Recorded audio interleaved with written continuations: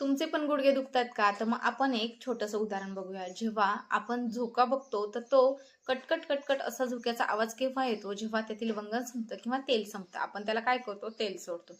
असंच आपल्या गुडघ्यांचं देखील आहे. कारण आपल्या गुडघ्यातील देखील पोषण संपलेलं असतं, तेव्हा आपल्याला देखील गुडघेदुखीचा त्रास होऊ शकतो.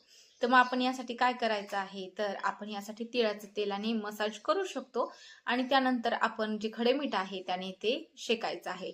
खडेमिठाने शेकल्यानंतर जे तेल तिळाचं लावलेलं असतं, जे मसाज केलेलं असतं, ते पूर्णपणे आतमध्ये पर्यंत ते तिळाचं तेल शरीराला लागू होतं. आणि नंबर 3 म्हणजे सूर्यप्रकाश व्यवस्थित घ्यायचा आहे.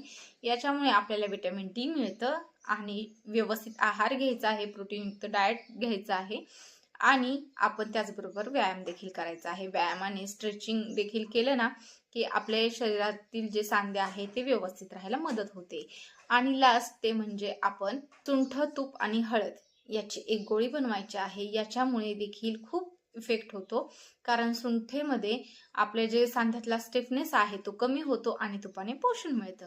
त्यामुळे आपल्याला गुडघेदुखीचा त्रास जो आहे तो कमी जाणवू शकतो. तर हे उपाय तुम्हाला कसे वाटले ते मला कमेंट करून नक्की सांगा. भेटूया पुन्हा एकदा नवीन व्हिडिओ सोबत. तोपर्यंत धन्यवाद.